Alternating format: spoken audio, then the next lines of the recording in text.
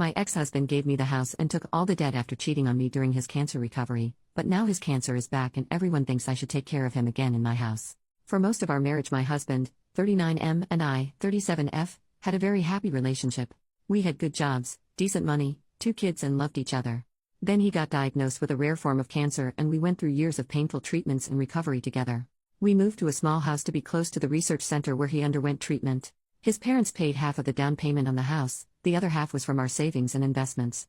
In the divorce he gave me the house and took all of his medical debt. We have been divorced a year, but now his cancer has come back and he needs treatment again at the same research hospital. He wants to stay in what is now my house while undergoing treatment and his parents expect me to house him and look after him because he was generous in letting me have the house without taking his rightful share from the equity. When we were married and he was undergoing treatment, it was new stuff that was expensive and also very physically draining on him. We were lucky that both our jobs were supportive and flexible, but with his health issues, little kids and expenses, we had to downgrade our lifestyle a lot.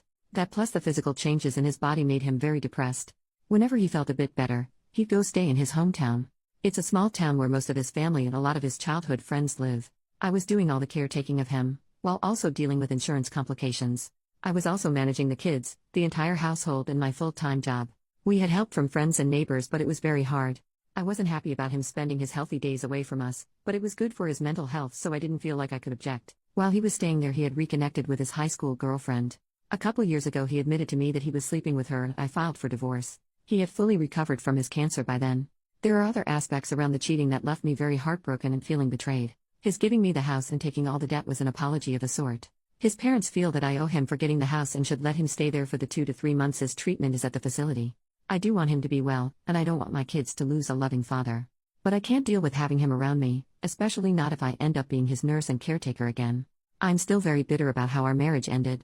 A lot of people close to me are telling me that I should support him for the sake of my kids. So would I be the jerk if I say I can't do that? OP adds some info in the comments. They announced their engagement the day the divorce was finalized. That still stings like crazy. I'm struggling with this so much. I don't think I hate him. A part of me still loves him as an old friend. I definitely wouldn't want my kids to suffer the devastation of losing their father. He loves them and is loved by them. When I look at it as an outside observer, I can understand what he was going through in falling in love with someone else. During the worst parts of his illness I was frequently cleaning up after him, his vomiting, his loss of bowel control. I pulled muscles and injured myself helping him move. He found that emasculating. So I can see how he'd find it appealing that someone still saw him as the old him when he was healthy and strong and I became the nurse figure. So I tell myself that and I don't hate him. But I went years without lovemaking because he was sick. The loss of libido was an expected temporary side effect of his medication. I accepted that and made do with being celibate. I feel guilty talking about how painful it was because I should be grateful he survived and that is so trivial given the situation. But I would self-pleasure in hiding, didn't even get a toy because I didn't want him feel bad or awful for not being able to do it. And all this time I was making do thinking he wasn't able to, he was sleeping with a whole other person.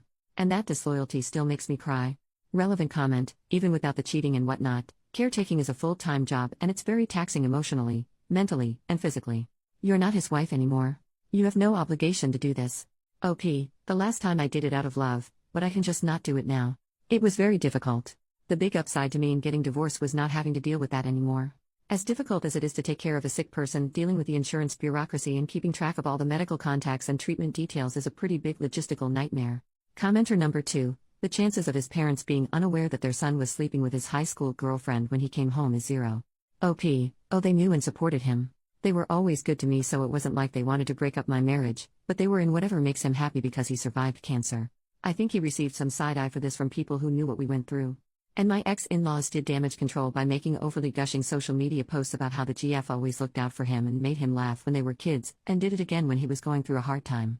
As if her comedy skills are what cured his cancer. I was just the background maid, nanny, and assistant character that can be ignored. Sorry, I am still bitter and I keep regurgitating the same stuff. Update, almost 1 month later, the Sunday after I made my original post, my ex-in-laws picked up the kids for a zoo trip. They sometimes come to pick them up to entertain them and so I thought nothing of it, but a few hours later a very teary and contrite mother-in-law dropped off 2 bawling kids with me. She told them their dad is sick and will die if he doesn't stay with us and go to the hospital. We hadn't had a talk with the kids yet about the diagnosis and she dropped it on them that he is dying from cancer. He is not dying.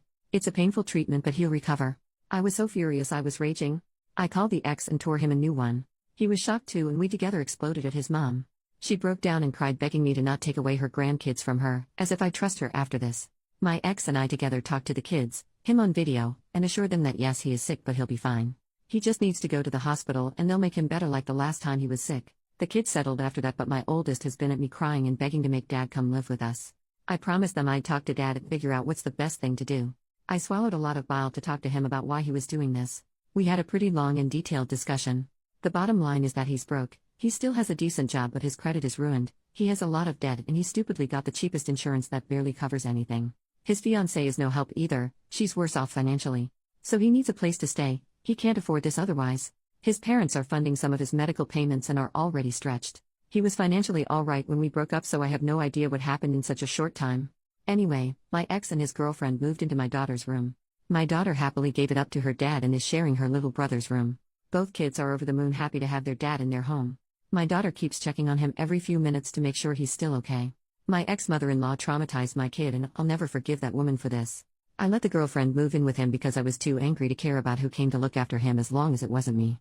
I didn't know how I could bear having her in my home, but it appears to be more misery for her than me, and that strangely makes it more tolerable for me. She is teary-eyed and crying all the time. It's only been 3 days, but I am so annoyed I want to shake her and tell her to pull it together. The current treatment plan is for 3 months. I am counting down the days. I am thankful for the many people who gave me great advice on my last post. I wasn't expecting things to go this way, but they played me by manipulating my kids, which is freaking insane, but it's also my fault for not seeing it coming. I'll slowly pull myself and the kids away and move, but for now I have to deal with this for my kids' sake. Edit to add, I was trying to make this update more than a week ago. So to add to that, X's treatment is coming along nicely. The tumors that grew again are much smaller than before, and the new stuff that they are giving him is more directed too, so he's not having as many bad symptoms as he had last time. I had promised myself I would do nothing to help, and I stayed away from both my ex and his fiancée. But I did end up helping him deal with insurance. His fiancée has the personality of a wet noodle and cries all the time. It was easier for me to do it than deal with her struggling. My ex is polite enough to me, but his personality has changed. He is a different person and not very nice towards his fiancée. I didn't expect to, but I actually feel sorry for her. Second update, 2 more months later, my ex and his fiancée moved out today. His treatments went very well this time around. He had to deal with general weakness and nausea, but no vomiting and voiding like the previous time. It's amazing how much medicine improves and changes. He'll need monthly shots for a while, and I agreed to house him for a weekend next month, but after that he's on his own. The stay went well. We had no drama really. I kept myself busy in kids and I traveled a lot. They both managed the rest of the stuff all right and things worked out. My kids are happy and back to their normal stuff. I had a talk with my daughter about how grandma exaggerated things to get her way, and that is not okay, and she understood that, and she has shown no interest in visiting her grandparents, and I am happy about that. The last week of his stay, his fiancée went back to their town to take care of some stuff since he was doing pretty well on his own. He and I had a few long detailed conversations. They were cathartic in some ways and saddening and maddening in others. I think I got some closure. At least I am not feeling the bitterness the way I used to. I may make another post about what he told me, his reasoning and justifications. On another positive note, all that dressing up and going out I've been doing has worked out for me. I met someone. We've been on 2 dates and it's going great so far. This is my first time dating since the divorce, so I am keeping my expectations pretty low, but still it is very exciting and fun. Third update, 11 days later, my conversation with my ex-husband. I tried writing about our conversations, but the process of thinking about it and analyzing it is very depressing. When we had the talk, I felt much better than I do looking back at it now. Then my new date invited me on a trip during the Memorial Day weekend. One of my close neighbor friends encouraged me to go while she watched my kids. I was pretty excited about this vacation, my first adult-only vacation in over a decade. I didn't want my overthinking about my ex to make me depressed during the trip, so I put that on hold. The trip went well and I am pretty optimistic about this new relationship. Sorry to you guys for taking so long with this. But now that I feel happier, I can have a more grounded take on my ex's views. To start with, he was again very apologetic about what he put me through and that I deserved better from him. When he was going through his cancer treatment while we were married, I was extra careful with his feelings and being calm and patient with him. That had become so much of a habit that even when he told me about his affair, I still treated him with kid gloves. I was firm about wanting divorce and refused to consider his insistence on working it out, but I swallowed my anger and didn't go off at him. But this time I got to properly express my hurt and anger at him, and that was very, very cathartic. He took it okay for the most part, but also was stung by it and got defensive. He told me in some detail about how he and his girlfriend got together. She was his high school girlfriend. She came from an abusive background, and in high school he had helped her and did a lot to encourage her to move out of that situation. When he moved away to go to university and she stayed their small town, the long-distance thing dissolved their relationship. He wanted a more big city life, and a few years after college he met me. When he was visiting his parents' home more while recovering, he reconnected with her. At that time she was struggling to leave an abusive relationship. It again was like their high school days where she was in trouble and he was a knight in shining armor. I suppose that can be very attractive to someone who's been facing weakness and their own mortality. When he was home, I was waiting on him hand and foot. I didn't even know that he could have enough energy to do all the legwork for this other woman and was spending quite a bit to help her. That's where his currently being broke comes from. She was in financial trouble, and he solved all her problems. He is quite proud of how much he helped her and doesn't agree with me that he took something away from me in making me work for him while he put his energy away from our family. I don't want to say that I don't support helping someone escape abuse, but I can't help feeling exploited. His response was that he did a favor by spending time in his town because that lessened the burdens on me. It is true that when he went away, life got easier by a lot. I had more time, I could focus more on kids, we could cook anything, eat anything. But if he had that kind of energy, then he could have helped me, But he says that I was always stressed out and upset, my attitude was a drain on him. I resent that because I remember how careful I was around him, how much I made myself pliable to be his nurse. He brought up examples of how once I was so upset I went to the balcony to scream. The time I snapped at the kids and then cried about it. He had stories of how I was pushy and difficult. He wasn't making it up. I have my faults, but I did work hard and tried my best. I didn't realize that my help and support wasn't good enough for him. I didn't make him feel good. I just did the shit work. I think he resents me because he feels he owes me. He likes his girlfriend because she owes him and is dependent on him. Fourth update, 3 months later, I told my ex about my boyfriend and he turned ugly. I introduced my boyfriend to my kids this past weekend. We've been spending so much time together and talking almost every day, and I finally felt ready to bring him into their lives. I gave my ex a heads up that I am dating and will be introducing the guy to our kids. He went very quiet on the phone, then asked details about who he is, etc., and I gave those to him. He tried to dissuade me from letting kids meet my boyfriend, says it's too soon and it's not healthy for the kids and whatnot.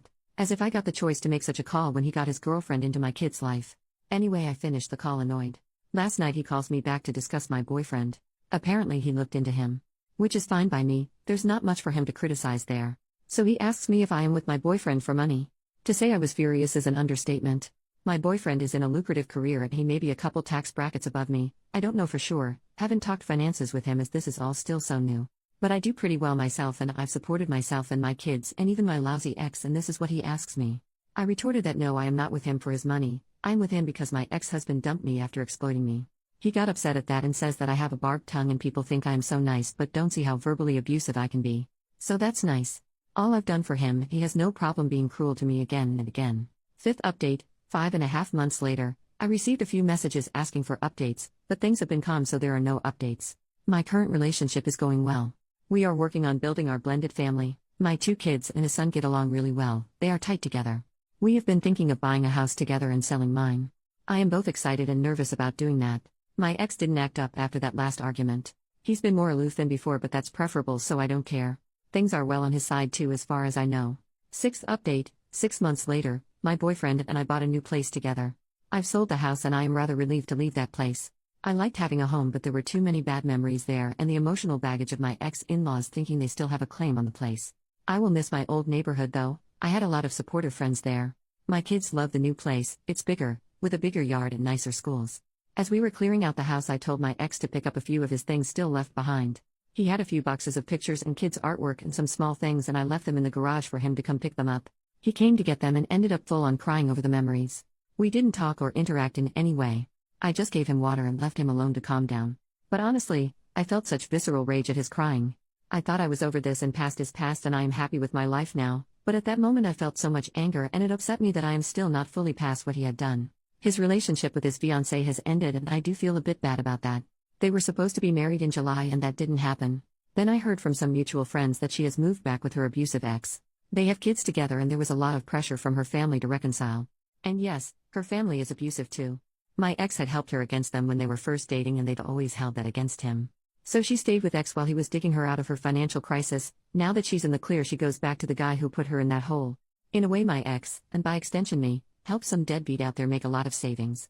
In that part, I feel angry on ex's behalf. I mean, I hate him for my own reasons, but he did try to help his old friend and high school sweetheart and she screwed him over.